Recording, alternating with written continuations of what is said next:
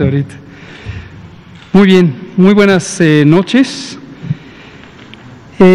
Vamos a iniciar, estamos en el Palacio Nacional de México, son las 19 horas con un minuto y de este jueves 29 de octubre vamos a iniciar la conferencia de prensa diaria sobre COVID-19, la pandemia causada por el coronavirus SARS-CoV-2. Hoy vamos a tener el informe técnico que presentaré yo mismo, a reserva de que el doctor Alomía, que está atorado en el tráfico, nos alcance. Y hoy tenemos a invitado muy especiales.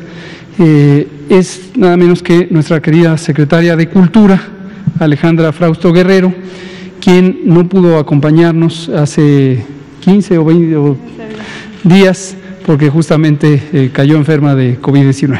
Afortunadamente, ¿no? Te estoy inventando algo diferente. No, estoy limpia.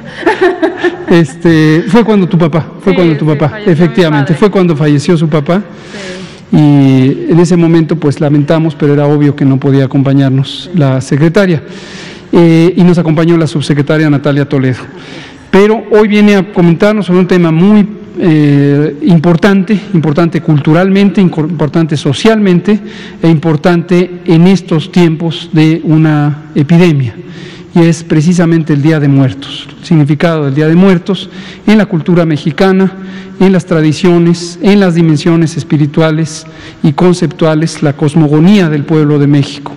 Nos va a comentar también de las distintas actividades que se están haciendo, incluyendo la ofrenda que ha anunciado el señor presidente, que se está montando en estos momentos aquí en Palacio Nacional.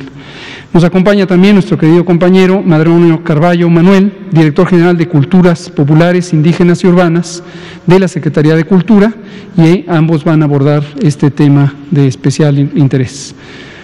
Muchas gracias. Vamos por estar. Gracias. Ya te estaba inventando un COVID que no he tenido. Espero no tener. Que conste en actas que no ha padecido esto. Muy bien, pues vamos a empezar con el informe técnico, enseguida pasamos al informe temático especial y posteriormente abrimos a preguntas y comentarios.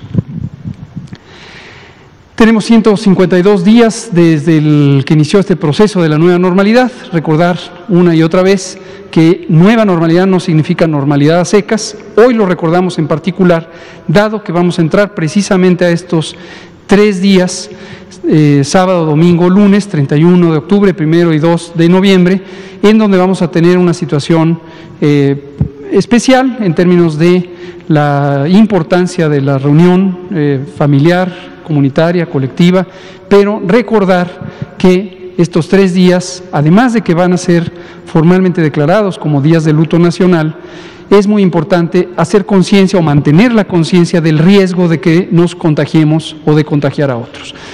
Todas las personas que puedan convivir en el espacio público potencialmente pueden contagiar si es que tienen COVID, si es que tienen el virus SARS-CoV-2 causante de COVID, aun cuando no lo sepan por el hecho de que no tengan síntomas.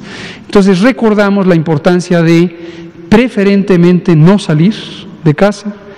Si se tiene que salir o se planea salir para honrar la memoria de nuestros seres queridos, sabemos que eso tiene un significado muy especial, en particular en estos momentos de emergencia sanitaria, entonces hacerlo con extremada precaución, ir en turnos, ir en grupos pequeños y mantener las medidas generales de cuidado. Una de ellas es el cubrebocas y por eso este día lo voy a tener durante toda la conferencia. Recordar que el cubrebocas es un instrumento útil para evitar propagar los virus a partir de las secreciones respiratorias. No es una barrera de protección a uno mismo, tengamos conciencia de eso para que no nos confiemos innecesariamente con el uso del cubrebocas. Pero sí es una medida de protección a los otros.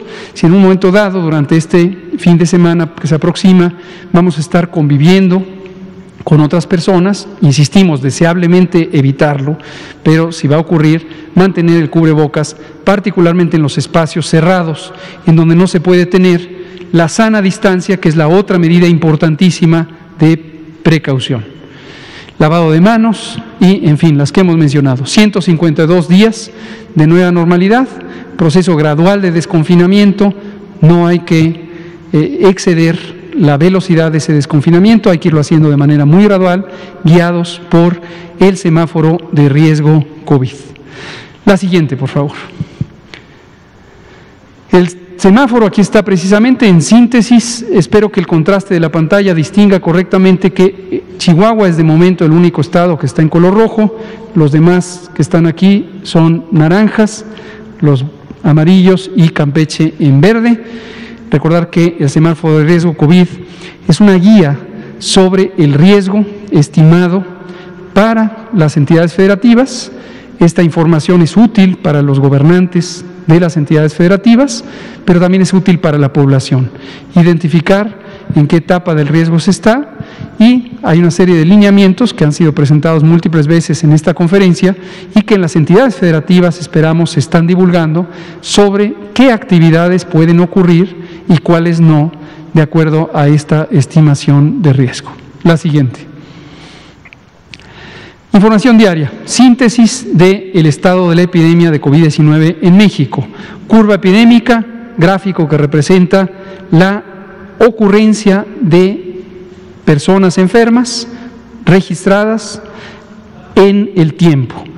Conforme que transcurren la distancia entre estas columnas, es el tiempo, está medido en semanas, termina en la semana 42 del año. En este momento vivimos en la semana 44, pero registramos aquí, presentamos públicamente hasta la semana 42, dado que es el tiempo en que la información ya es estable. Nosotros monitoreamos diariamente la epidemia hasta el día de hoy. Y cuanto más altas son estas columnas, quiere decir que hay más casos para la semana particular en la que está localizada la columna. La zona verde son la suma de personas que tuvieron los síntomas de COVID, recordar cuáles son: fiebre, tos, dolor de garganta, dolor de cabeza, malestar general, debilidad o sensación de dolor en el cuerpo, pérdida del olfato, pérdida del gusto, puede haber diarrea, y estos son los síntomas generales de la forma inicial de COVID-19. Personas que han tenido estos síntomas, se les han hecho estudios de laboratorio y se ha encontrado que son negativas, que no tienen el virus, sus síntomas se explican por otra causa. Lo que aparece en esta zona ocre o color gris, como se ve en algunas pantallas, es la cantidad de personas que para cada semana han presentado los síntomas, se les ha hecho una prueba de laboratorio y se ha encontrado positiva al virus SARS-CoV-2, que es el que causa COVID-19. Tenemos esta línea naranja que, interpretada en este eje, 0, 10, 20, 30, hasta 60%, es el porcentaje de positividad. ¿Qué quiere decir? De cada 100 personas que tienen los síntomas, que se les toma una muestra para análisis de laboratorios, ¿cuántos resultan positivos? En este momento, para la semana 42, son 41% que resultaron positivos. Esto ha estado cambiando, llegamos en la semana 29 del año, la última semana de julio, el punto máximo ya se ha ido reduciendo, y desde estas últimas 2 semanas, en donde tenemos algunos incrementos en la intensidad epidémica, también ha incrementado el porcentaje de positividad, variando desde 37 hasta 41%. La siguiente, por favor. Aquí están la trayectoria de la epidemia, representada también por una curva epidémica, pero de casos estimados. Cuanto más alta es esta figura, que parece una montaña, es la curva epidémica, que muestra que llegamos a un punto máximo de casos estimados en la semana. Esto ocurrió en la semana 29 y posteriormente ha ido disminuyendo nuevamente hasta llegar a la semana 37, en donde empezamos a identificar un cambio en la trayectoria de la epidemia. Tuvimos 11 semanas continuas de reducción y posteriormente tuvimos ya un aumento en el número de casos estimados de cada una de las semanas. En este momento cambiamos de haber iniciado la semana con una reducción de 6% a un aumento en el número de casos. ¿En qué comparación? En el número de casos estimados de la semana 42 con respecto a los que hubo en la semana 41. Y 5% de los casos que se registran acumulados desde el 1 de marzo o el 28 de febrero, cuando registramos el primer caso, 5% son de los últimos 15 días. Esos 15 días son importantes porque las personas que en este momento tengan síntomas ocurridos en los últimos 15 días pueden contagiar. Las personas que tuvieron síntomas o fueron diagnosticadas con COVID-19 más de 15 días, hace 3 semanas, 4, 5, 7, 20, 40 semanas, que es el inicio del año, no pueden ya contagiar, ya no son casos de enfermedad. La siguiente, por favor. Las defunciones, todas y cada una de ellas lamentables, han ido ocurriendo. COVID-19 es una enfermedad con potencial letal. Aproximadamente 5 o hasta el 7% de las personas que tienen COVID pueden tener la forma más grave de COVID. ¿Cuál es la forma más grave de COVID? Recordémoslo, neumonía, un daño inflamatorio a los pulmones. ¿Por qué lo recordamos? Porque seguimos dando el mensaje a la población: no se espere. Si usted tiene los síntomas de COVID, fiebre, tos, dolor de garganta, dolor de cabeza y los demás síntomas que he mencionado, pero además tiene 60 o más años de edad, o tiene enfermedades crónicas, en particular diabetes, hipertensión, obesidad, tabaquismo, usted fuma, cáncer, inmunosupresión, no se espere, por favor, vaya a que le valoren médicamente para identificar si tiene o no complicaciones. COVID se presenta al inicio como una enfermedad leve y nos puede sorprender porque puede causar un daño muy importante. Si usted se atiende tempranamente, hay la oportunidad de salvar la vida, hay la oportunidad de dar medidas de oxigenación no invasiva, hidratación, prevención de coagulación y otras medidas médicas que pueden hacer la gran diferencia entre una enfermedad letal o una enfermedad de la que se recupere aun cuando sea grave. Esta es la misma curva epidémica, pero en este caso para las defunciones, y lo que vemos es que llegamos a un punto de máxima reducción en la semana 41, habiendo tenido el punto máximo en la semana 28, y se redujo 55%. Sin embargo, entre la semana 41 y la 42, también la tendencia de las defunciones ha aumentado. En este momento registramos un aumento de 7%.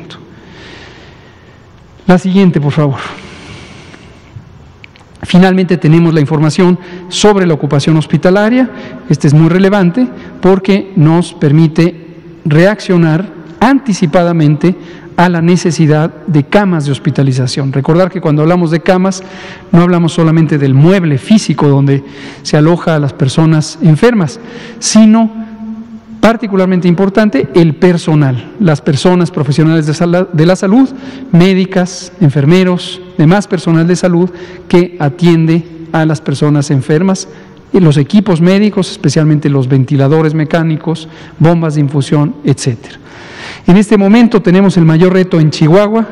76% de los hospitales que fueron designados para la atención de COVID en el estado de Chihuahua encuentran camas ocupadas. Corrijo, no es hospitales, no es el porcentaje de hospitales, es el porcentaje de camas que han sido designadas, se encuentran ocupadas y resta solamente 24% de camas libres. Hemos emprendido desde el pasado viernes 23 de marzo un operativo especial de apoyo al estado de Chihuahua. Se han mandado hospitales móviles, el primero llegó a lo largo del fin de semana, el segundo estará en camino. El Instituto Mexicano del Seguro Social ayudó a hacer una ampliación de capacidades con reconversión hospitalaria. Se han destinado personal médico, inicialmente 50 miembros del personal médico, otros 25 adicionales estarán siendo designados. Se ha contratado con recursos federales a personal que participa en la atención y seguiremos apoyando al estado de Chihuahua o a cualquier otra entidad federativa que lo necesite. La segunda en necesidad, indudablemente será Coahuila. Ya se han iniciado los preparativos para apoyar al Estado de Coahuila. Seguirá Durango, Nuevo León y cualquier entidad federativa que lo vaya necesitando. A nivel promedio nacional, 33% de las camas destinadas a COVID de atención general están ocupadas. Veamos la última, por favor, antes de pasar al informe especial. 27% de las camas generales, recuerden que en esta gráfica siempre la última columna es la que dice NAC, nacional, el porcentaje de camas ocupadas a nivel nacional. Y aquí están los números de la cantidad de camas que están disponibles o bien ocupadas. Nuevamente, Chihuahua también para camas de personas destinadas a personas críticamente enfermas, 65% están ocupadas. Durango 57, Nuevo León 54, posteriormente Aguascalientes 48 y así sucesivamente. Resumen, la epidemia sigue activa, la epidemia cambió su intensidad desde hace aproximadamente 14 días y en este momento está focalizado el cambio en la trayectoria de la epidemia en 8 entidades federativas: Chihuahua, Coahuila, Nuevo León, Durango, Zacatecas, Aguascalientes, Querétaro y también tenemos intensidad epidémica en Baja California Sur y en la propia Ciudad de México, aunque en la Ciudad de México no se encuentra en una etapa de crecimiento rápido, sino en una meseta, pero con cierto crecimiento de la epidemia. Vamos a darle la palabra a la secretaria de Cultura, Alejandra Frausto, por favor, estimada secretaria. Muchísimas gracias, querido subsecretario Hugo López-Gatell. Es un gusto estar con ustedes esta tarde, gracias. Aprovechamos este espacio siempre para reconocer a todo el personal de salud que lleva meses cuidando, recuperando y tratando a tantas personas en los hospitales y en estas camas que se mencionan. Gracias a ustedes por seguir comunicando cada día.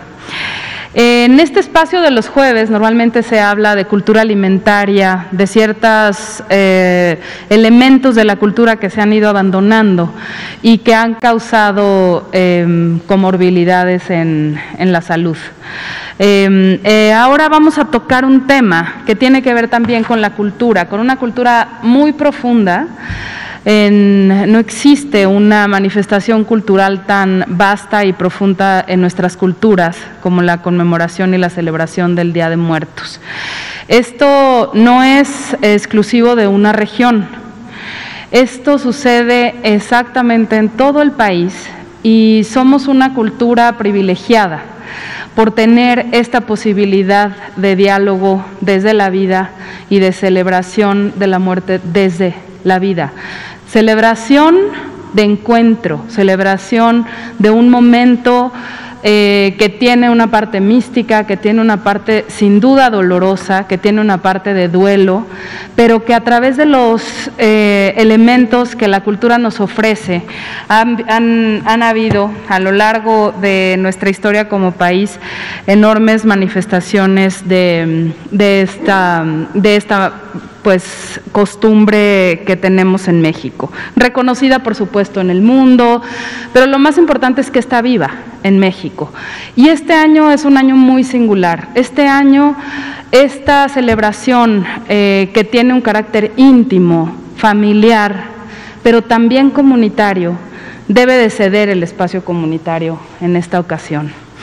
Y por eso se han organizado distintas actividades que voy a mencionar de manera breve. En primer lugar, el presidente de la República ha instruido tanto al Instituto Nacional de los Pueblos Indígenas como a la Secretaría de Cultura, al Instituto Nacional de Antropología e Historia, a hacer un homenaje a las personas que han perdido la vida por la pandemia, concentrando una ofrenda que se podrá vivir y recorrer virtualmente. Esta ofrenda se colocará en el patio de honor de Palacio Nacional. No tenemos memoria de que se haya realizado una ofrenda de muertos en este palacio. Y lo más importante, como les decía, es que es una tradición viva en todo el país. Estarán 20 pueblos, el Totonaco, el Nahua, Ñañú, Chontal, Yaqui, Tarahumara, Tepehuano, Tarahumara, Rarámuri, Tepehuán del Sur, Chichimeca, Jonás, Huasteco, Purépecha, Tlapaneco, Amuzgo, Ñusabi, Zapoteco, Mazateco, Mije, Tojolabal, Celtal y Maya. Entonces vamos a poder reconocer estas culturas de las que somos parte a través de los 20 pueblos que provienen de 4 rumbos diferentes. La invitación es a hacer las ofrendas en casa, a esta tradición tan profunda que tenemos como país, revivirla. Los distintos elementos que conforman una ofrenda tienen que ver con también muchos productores que en este momento están pasando un momento difícil.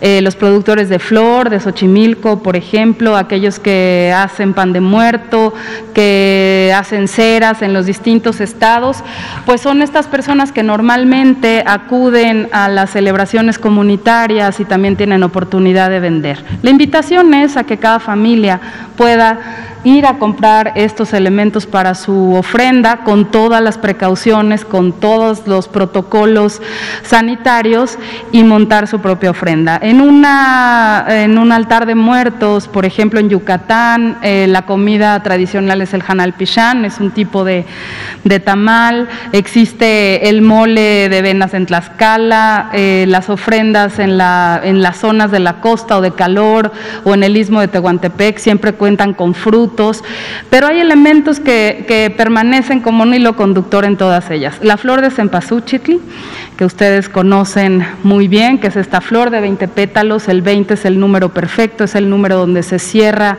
la vida y en donde no queda ninguna cuenta por saldar. Por eso esta flor y el aroma tan singular del cempasúchitl atrae a quienes se han adelantado. Los arcos de flores que se hacen en distintas culturas, en la purépecha, en la zapoteca, son las puertas y los portales por los que los muertos pueden reconocer el camino para venir a vivir esta tradición. Hay una flor, por ejemplo, en Michoacán, que le llaman ahí flor de muerto, que es una orquídea que solamente florece en esta época. Es una orquídea morada y en la parte central se ve como una calaverita y solamente florea en la época de Día de Muertos. Nuestras culturas son tan ricas, tan vivas, tan prodigiosas, que tenemos una manera de conmemorar este momento tan duro que estamos viviendo con un homenaje de lo más vivo que tenemos, que son justamente estas culturas. Entonces, a través de la Dirección de Comunicación Social y Vocería de Presidencia de la República, con todo el sistema de medios públicos en coordinación, se propie los compañeros que pasan aquí las cámaras todo el tiempo, se hará un registro muy puntual de todos estos altares y se podrán disfrutar desde los medios públicos, desde los canales de transmisión del Gobierno de la República, desde la página Contigo en la Distancia. Los horarios puntuales los dará a conocer Presidencia el día en las próximas horas, seguramente el día de mañana. Vamos a tener oportunidad de compartir con ustedes también un canto a la memoria, un concierto de Lila Downs que se grabó sin público en el Auditorio Nacional para conmemorar la memoria de quienes nos han dejado. Este concierto se transmitirá en el Canal 22 y en Contigo en la Distancia el 1 de noviembre a las 9 de la noche y se repetirá el 2 de noviembre. Este concierto quedará también ya permanente en la página de Contigo en la Distancia y pues será entrada libre, cupo ilimitado. Tenemos también actividades de cine como Cine Mictlán, Por ejemplo, el Centro Cultural Tijuana dedica su ofrenda a Carlos Monsiváis a 10 años de su muerte.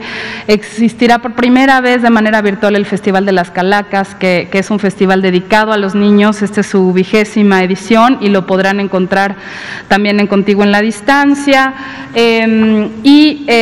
Por supuesto, el Instituto Nacional de Antropología e Historia hace una visita guiada de manera virtual a la exposición de xolos. El Xoloscuincle, como ustedes saben, es nuestro compañero de viaje al inframundo, al Mictlán. Es el compañero que nos guía a partir de la muerte. Y esta exposición tendrá una visita también virtual. Es una exposición muy bella, donde se muestra, por ejemplo, la época virreinal de la pintura, donde desapareció el Xoloscuincle de la pintura y donde solamente pues manifestaban los perros que no venían justamente de nuestra cultura. Es muy interesante esta exposición. En el Museo del Carmen también se hace un homenaje al maestro Manuel Felgueres, que falleció también este año. Grandes artistas nos han dejado este año y vamos a conmemorarlos. El día de hoy un gran pintor, Arturo Rivera, y mandamos nuestras condolencias a la familia. Perdió la vida, no por COVID, pero lo estamos despidiendo. Entonces, distintos concursos y actividades se están desarrollando para que desde sus casas puedan sentir ese tránsito que normalmente tenemos en las plazas con las ofrendas, en los panteones. Y la invitación es a toda conciencia que hagamos esta fiesta íntima. Será un gran momento para la reflexión sobre lo que nos ha pasado como humanidad. Tenemos esta extraordinaria herramienta cultural que es la celebración de muertos en México. Esto nos lleva a la conciencia profunda de lo que nos puede sembrar como país, y como país siempre salimos adelante. La cultura, como dice nuestro presidente, siempre nos ha salvado. Esta no será la excepción. Somos un pueblo muy consciente, muy solidario y muy generoso, y pues en estos tiempos invitamos a esa responsabilidad, a cuidarnos, a hacer nuestros altares en casa y a cuidar la vida. A cuidar la vida nuestra y a cuidar la vida de los demás. Y pues hablando de pueblos originarios, tenemos el honor de contar dentro de nuestro equipo con Mardonio Carballo. Querido Mardonio, director general de Culturas Populares, en voz propia, en lengua propia, nos podrá dar un ejemplo de esta cultura. Muchas gracias. Por favor, estimado Mardonio.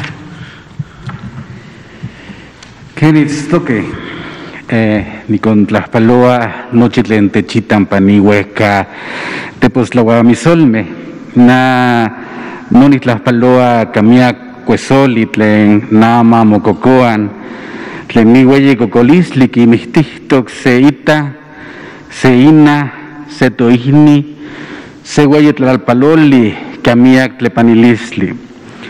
No ni con Tlaxpaloa, Nochitlanahuatilme, Tlen Nitiotlac, no mosentilistoquen nican. Nosquia ni Tlaxpaloa Nochitlenhualan, Juan Mosmostla, Hualan, Juan Quiquistian, Juan Quitlaescuiloan, Juan Quistoan, Tlen nican Moislia. Nitlastol, Tlen Tixcaqui, Miaquin Quislian Náhuatl, Sequinun Quislian Mexcatl, mexicano. Pagnihueyi México, un camiaquin tlen naxhuelin kikakin Castilla, un camiaquin tlen tlacaquin kencaquistin itlaltipactli, pan itlahtol, tlen kitlahyocoli inan, itan, huan nochi hueyitatame, huan hueyi naname tlen no tlamacasihque, tlen no moyolchicahuahque huan monextihque, yaca no Juan nican tinesnentinemin.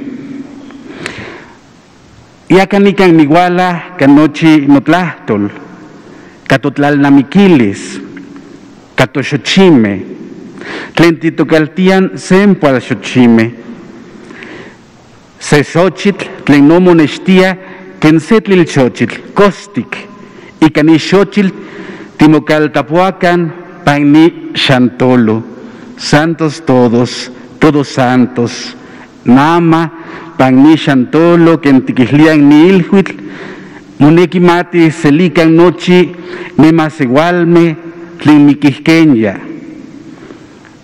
tlen keman nojan nehnemiayan, techolpahtiayan, tuguampoyowan, tuihnimen, tutatawan, tunanawan.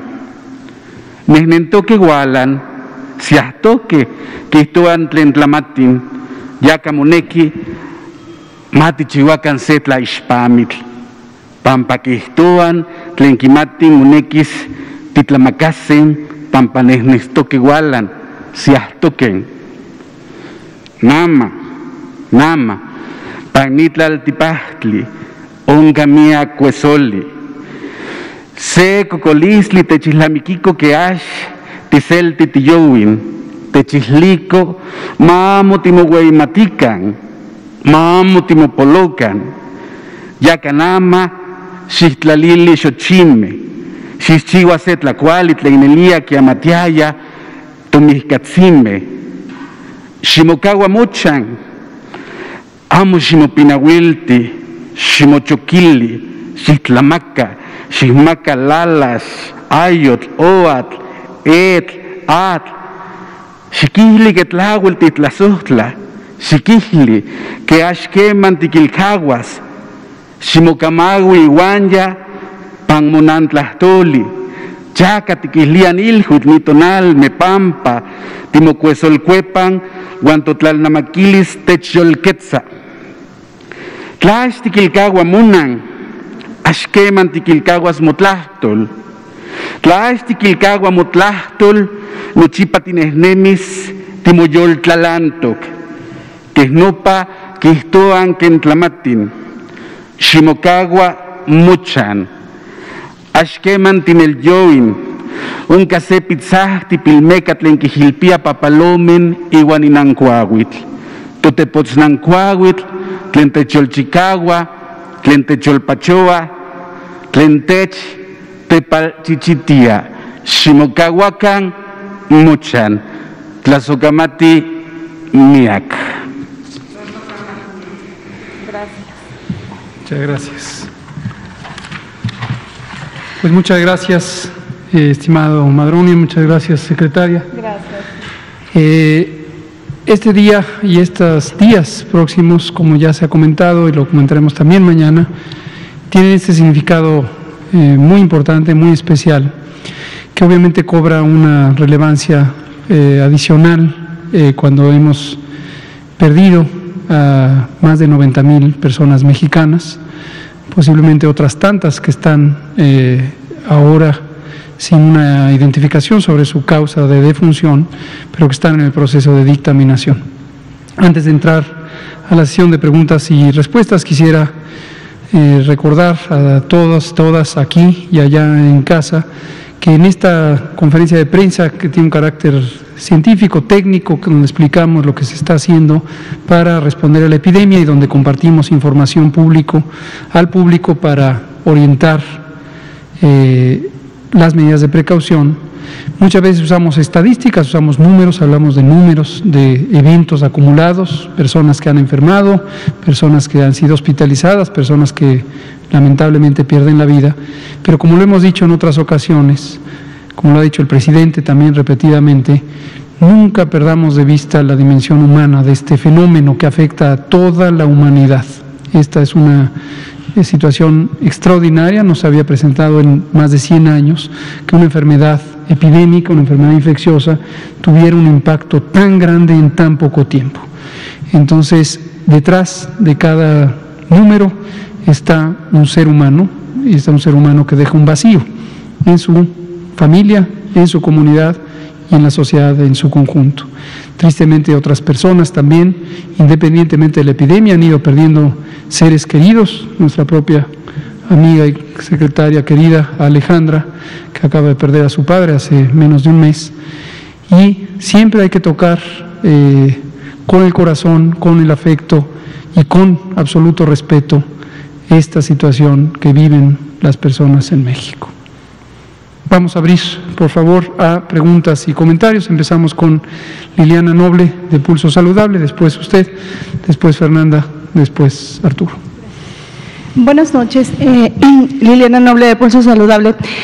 Secretaria, quisiera saber si entendí bien, el presidente en la conferencia de prensa anunció el tema de la ofrenda, pero no sé si entendí mal, él dijo que podía entrar a Palacio Nacional o podía venir quien quisiera. Entonces no va a ser así, solamente va a ser un tema virtual.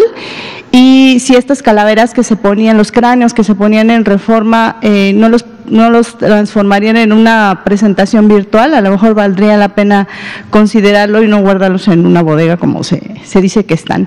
Y doctor Gatell, tuve la oportunidad de estudiar en esta universidad muy famosa en Boston, y ahí uno de los maestros nos decía el ABC más o menos para seguir, identificar nosotros los periodistas cuando un estudio era valioso y no irnos nada más por la fuente o incluso por el título que se quería perseguir el objetivo.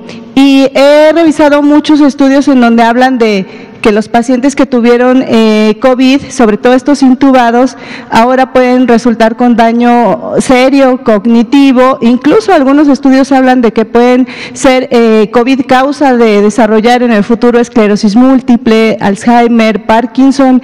No sé si esta información sea muy prematura, porque hay mucha gente que tiene esta enfermedad o hay otros que viven en sus casas y tienen familiares y pudiera estar pensando a lo mejor alguien que salió de la intubación que más adelante va a poder desarrollar o puede estar vulnerable a desarrollar esto. Entonces ahí, ¿cuál sería la recomendación? ¿Cómo tomar en base? Yo entiendo que son estudios serios, se han publicado algunos en Lancet, pero no sé, se me hace como que es todavía muy temprano para asegurar cosas tan serias. Gracias. Correcto.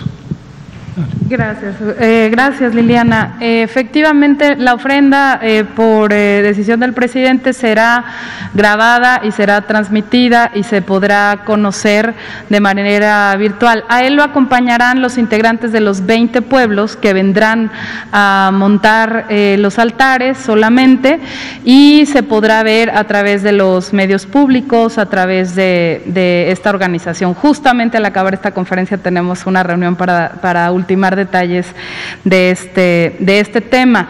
En cuanto a la exposición que refieres, Liliana, de Mexicráneos, está organizada por la Ciudad de México. Podría yo, con todo gusto, hacerles el comentario que atinadamente señalas, y justamente se retiraron de Reforma por la aglomeración. Sabemos que ha pasado mucho tiempo, que la gente tiene ganas de reunirse, de salir a la calle. No tenemos que dar motivo para reunir a masas de gente que puede resultar riesgoso en el momento de epidemia mundial que estamos viviendo. No queremos ser el sector cultural nunca un sector que provoque un recontagio. Somos muy responsables en los protocolos y en las indicaciones que las autoridades de salud y de la propia Ciudad de México nos dan, o en los estados en donde se realizan actividades culturales. Y la vocación cultural es reunir gente, es convocar, y por eso hemos sido absolutamente responsables y cautos en de qué manera podemos conservar un pacto que hicimos por no parar la cultura, porque sin la cultura, ¿qué hubiera sido de nosotros en esta pandemia? Sin literatura, sin música, sin cine, sin las distintas manifestaciones artísticas, pero no podemos poner nunca en riesgo la vida. Somos un sector muy consciente también y estamos para colaborar en ello, y hago el comentario de la virtualidad de esa exposición. Gracias. Muchas gracias. Antes de abordar la otra pregunta, quisiera aquí complementar lo que ha dicho la secretaria Frausto. Efectivamente, desde marzo, la primera semana de marzo, la secretaria Alejandra Frausto fue una de las primeras en que nos contactó a la Secretaría de Salud de manera muy proactiva, ofreciendo ayuda para integrar los protocolos de seguridad sanitaria en los recintos culturales y también protocolos específicos para el cuidado de la comunidad artística y cultural en nuestro país. También convocó la participación de las personas creadoras a que ayudaran a hacer mensajes de difusión. Quisiera aprovechar para agradecerles a todas y todos ellos, todos los miembros de la comunidad artística y cultural de México, que han estado muy activos y activas ayudando a difundir mensajes de prevención, de promoción de la salud. Muchas gracias, secretaria, muchas gracias a la comunidad. Respecto a lo que pregunta Liliana, sí considero que es temprano, lo hemos analizado, que es temprano todavía llegar a conclusiones con muy pocos estudios respecto al potencial de COVID-19 como enfermedad o el virus SARS-CoV-2 como agente infeccioso de causar daños permanentes en el sistema nervioso central. El sistema nervioso central está constituido del encéfalo, el cerebro, el cerebelo, la médula espinal, y hay un número de enfermedades importantes de origen infeccioso o postinfeccioso, que es una consecuencia posterior al daño directo por los agentes infecciosos, que afectan a este sistema o este segmento del sistema nervioso, pero no se conoce todavía con certidumbre evidencia consistente a lo largo de múltiples estudios que esclarezcan la frecuencia con lo que esto ocurre, la probabilidad de que esto se presente, criterios de asociación causal, es decir, que se pueda reconocer que es COVID-19 la causa de estos daños o alguna otra causa. Generalmente la construcción de la evidencia científica requiere un esfuerzo de múltiples perspectivas en donde se integra evidencia en distintos ámbitos del conocimiento. En el caso de las ciencias de salud puede ser desde explicaciones sobre la biología subcelular, celular, tisular, orgánica de los daños, la presentación clínica y los mecanismos de lo que llamamos médicamente fisiopatología, es decir, los mecanismos de daño en el funcionamiento del organismo, hasta la evidencia que proviene de la ciencia básica de la salud pública, la epidemiología, tanto clínica como poblacional. Entonces, aunque efectivamente se han publicado en revistas científicas de alto prestigio, como es Lancet, algunos estudios que sugieren asociación entre daños al cerebro y por lo tanto a las funciones mentales relacionados con COVID-19, no debemos concluir todavía que haya una relación causal donde COVID o el virus que causa COVID sea el agente de daño, ni tampoco necesariamente que esto sea algo que consistentemente va a ocurrir en las personas enfermas. Entonces hay que tener todavía cautela al respecto. Gracias. Por favor. Buenas noches a todos. Doctor López-Gatell, soy Gerardo Suárez, reportero en el Heraldo de México. Quiero preguntarle o mejor dicho, cómo van las proyecciones o modelos matemáticos que a lo largo de la pandemia les han servido de guía para saber qué comportamiento se puede esperar. Y lo pregunto a propósito del repunte que ha habido en algunos estados. Entonces, ¿qué se ve a nivel nacional para los próximos meses a partir de estos modelos? Gracias. Cómo no, con mucho gusto. Los ejercicios de modelación matemática que hemos utilizado desde el inicio de la epidemia nos han permitido reconocer las trayectorias, es decir, el cambio respecto al tiempo en la ocurrencia de la epidemia, principalmente con los 3 indicadores fundamentales que son la cantidad de personas que se registran enfermas por día, la cantidad de personas que serán hospitalizadas por día y la cantidad de personas que desafortunadamente perderán la vida por el COVID-19. El propósito de estos modelos matemáticos de predicción o proyección es múltiple, pero en términos generales es reconocer cuál podría ser la duración y los momentos de máxima intensidad epidémica y los que son de menor intensidad epidémica.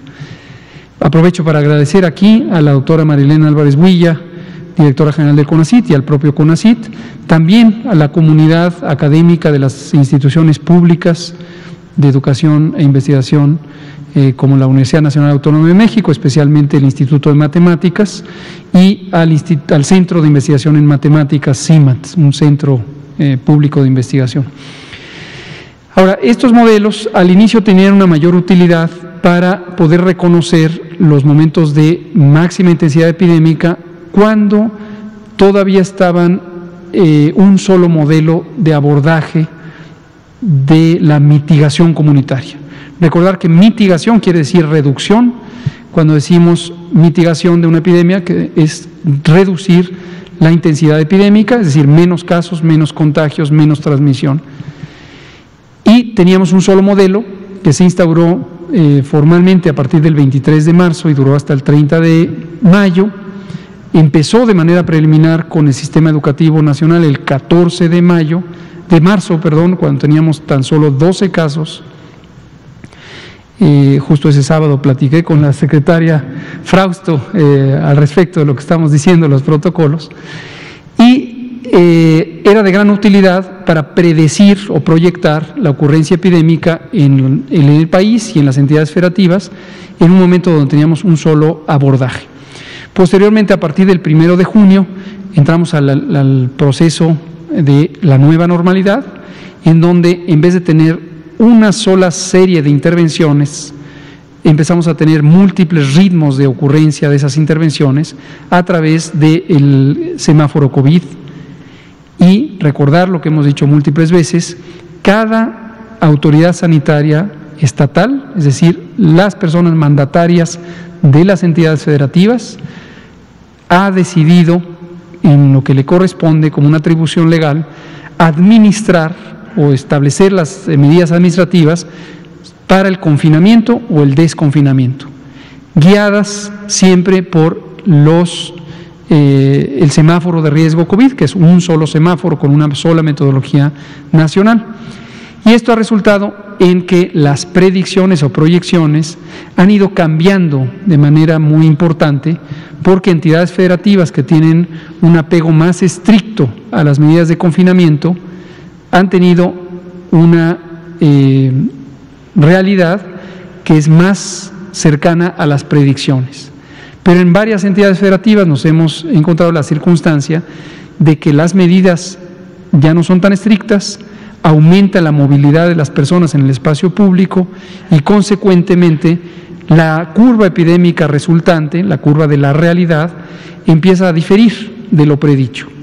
Y hay dos maneras generales en las que difiere. Una es que se prolonga la epidemia y la otra es que cambia la trayectoria. En vez de reducirse, de acuerdo a una predicción, empieza a aumentar. Esto ha pasado en las 32 entidades en distinta magnitud. Y esto nos ha llevado a que, aunque conservamos los ejercicios de predicción, de proyección, semanalmente, ya no tienen un significado tan inmediato para considerar los escenarios de lo que va a ocurrir.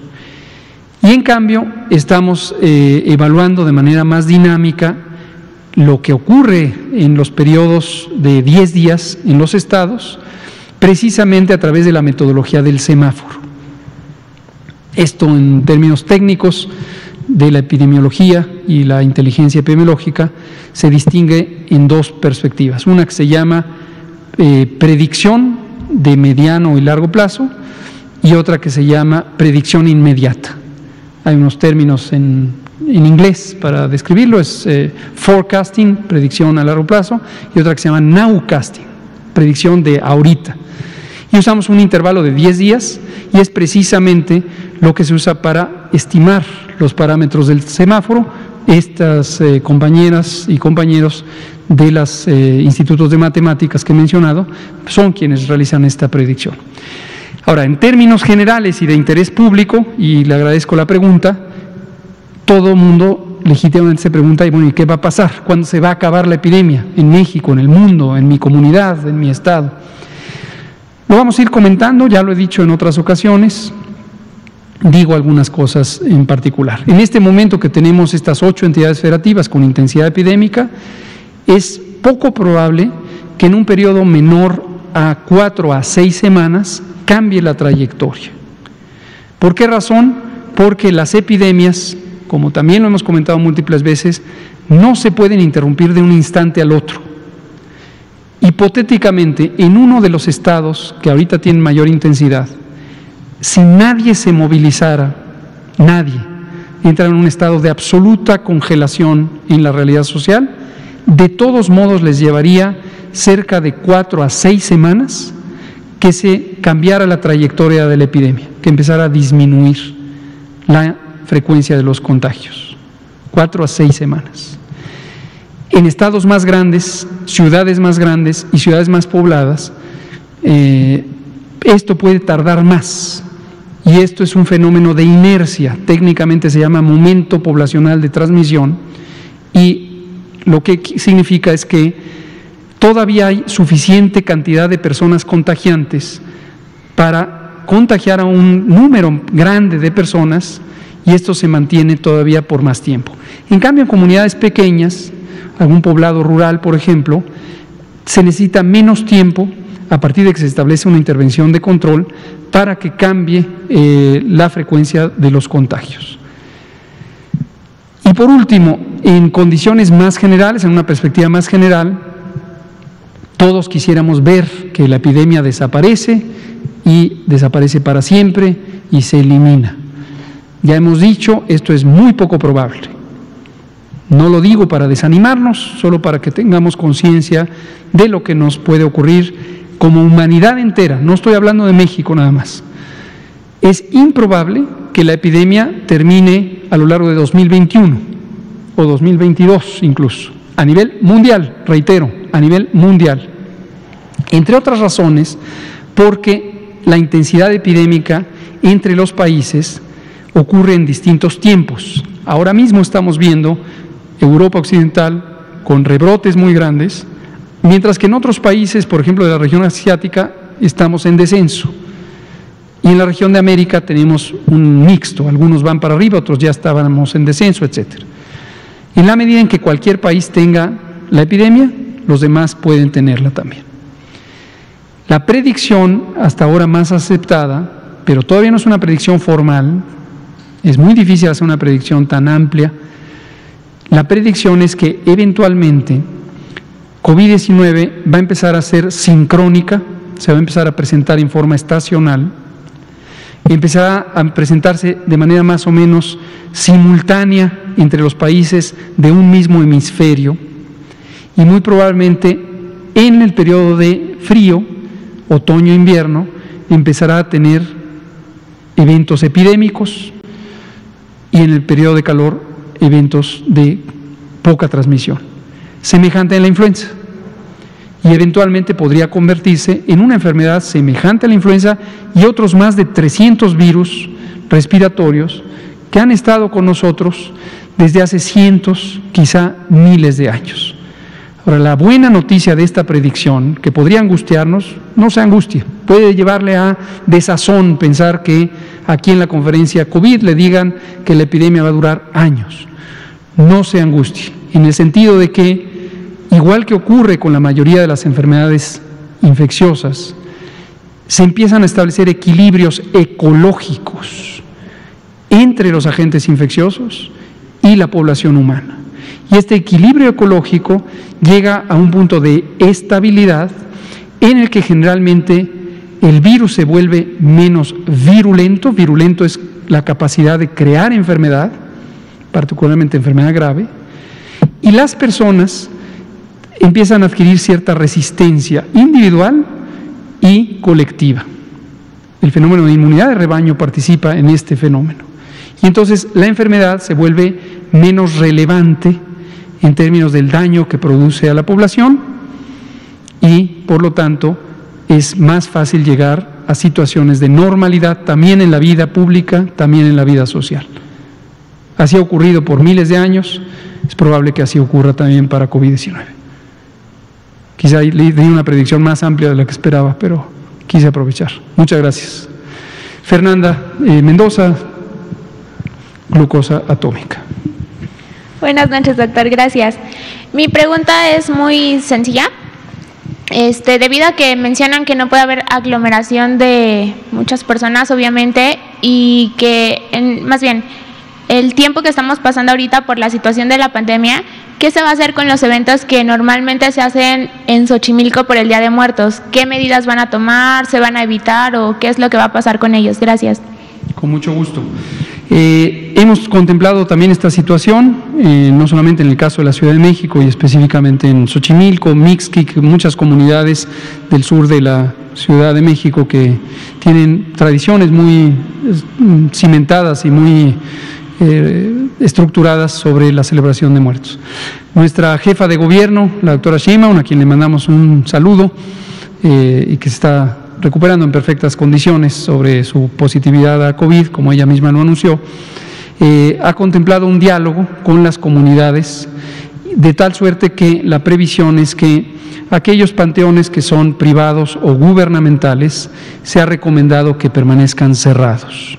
Aquellos panteones que son comunitarios, como son los de Xochimilco, se ha exhortado a las comunidades, es más, ellas mismas, los propios liderazgos comunitarios han pedido a la jefa de gobierno que anuncie que se recomienda no asistir o asistir la menor cantidad del tiempo posible. La celebración tradicional del Día de Muertos en la mayoría de las comunidades de México incluye pernoctar, pasar la noche en el cementerio. Se recomienda evitar esta parte y desde luego honrar la memoria de nuestros seres queridos que ya no están, pero no contribuir al riesgo de perder otros seres queridos. Quisiera ponerlo en estos términos para dejarlo muy claro. Vamos a honrar a quien perdió la vida, no contribuyamos a aportar más personas que pierden la vida. Si vamos a los panteones, es una tradición importantísima, pero tenemos el riesgo de ser parte de quienes pierden la vida o contribuir a que otros seres queridos pierdan la vida. Abstengámonos lo más posible de no asistir, sobre todo por periodos largos. Muchas gracias. Finalmente, Arturo Mendoza, pie de página. Mendoza, ya la estoy cambiando. Arturo Contreras, pie de página, perdón. Gracias. Buenas noches.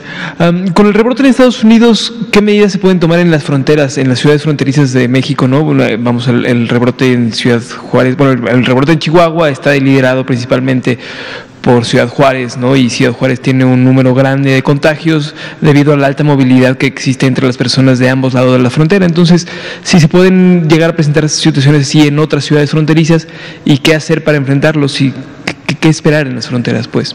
¿Cómo no?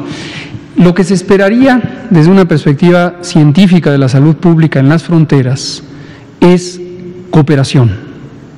Cooperación. Que lo que ocurre en un lado de la frontera ocurra simultáneamente en el otro lado de la frontera, que entre las comunidades técnicas de la salud pública se intercambien información, que sincronicen sus procedimientos, que los armonicen, que los hagan de manera conjunta. Eso es lo que se esperaría científicamente. No ocurre necesariamente así en todas las fronteras del mundo. No olvidar que las fronteras son accidentes geográficos artificiales en donde se marca la diferencia entre seres humanos por razones diferentes a su realidad biológica y social. Y se han tomado medidas diversas. Esta misma mañana el canciller, o no esta mañana, creo que hace unos días, el canciller que estaba en la conferencia de prensa del presidente comentaba sobre los acuerdos que se han ido firmando mensualmente entre el Gobierno de México y el Gobierno de Estados Unidos a través de la vía diplomática para ayudar a sincronizar estos esfuerzos. Una de las medidas que se ha considerado es la de interrumpir los viajes no esenciales. El propósito fundamental es reducir la movilidad en la zona fronteriza. Ahora, quiero destacar que desde el punto de vista científico de la salud pública nunca debemos considerar que la nacionalidad o la identidad étnica o cultural de una población es en sí mismo una razón de riesgo. Nunca, eso es erróneo desde el punto de vista de la salud pública y suele ser adverso a los derechos humanos. Simplemente son comunidades que viven en una localidad, que se pongan de acuerdo los dos gobiernos o los gobiernos de los estados correspondientes, ayuda a una acción conjunta. Sería lo mismo que pensáramos la frontera entre dos entidades federativas de México o entre dos municipios o entre dos colonias. En términos de salud pública ese es el único significado. Si se ponen de acuerdo, funciona mejor. Muy bien, pues agradecemos a la secretaria de Cultura, Alejandra Frausto, muchas gracias, Ale. Gracias a Madronio Carballo, nuestro director de Culturas Populares, al doctor Alomía, que hoy permaneció muy silencioso, y a ustedes por los comentarios. Muchas gracias, continuamos. Gracias, y que pasen un Día de Muertos memorable, con mucho cuidado. Gracias.